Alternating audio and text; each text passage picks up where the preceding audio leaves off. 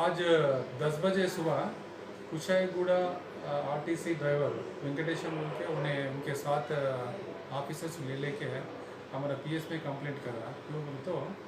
उनका बस AP11Z6254 बस मिस हो गए बोलते कल रात में 11 o'clock उन्हें एज यूजल आके CBS पार्किंग प्लेस रहता उधर पार्क करके सुबह उठ के स्कूटी क्यों आता जनरली सुबह उठ के वो टाइम पे बस को देखे तो बस नहीं उन्हें उनका सुपीरियर ऑफिसर को इंटीमेट करने के बाद वो लोगों के साथ आके हमारे पीएस में कंप्लेंट करें इसके ऊपर FIR करें हम लोग DI अब्दुलगंज एंड एंटायर टीम हमारा ACP साहब एंड DCP साहब के इंस्ट्रक्शंस के ऊपर हम टीम बनाए वो टीम वो केस के पीछे पड़े विथिन फ्यू डेज जल्दी उसको भी डिटेक्ट कर सकते हैं। सर CCTV कैमरेज का फुटेज मिला क्या? हमारे पास नहीं है वो इन्वेस्टिगेशन चल रहा है ना उसके पास है वो चल रहा वो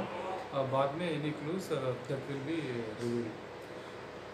सर एक्चुअली क्या टाइम चल रहा इन्वेस्टिगेशन चल रहा है वो रात में 2 बजे ऐसा मिस हो गया सर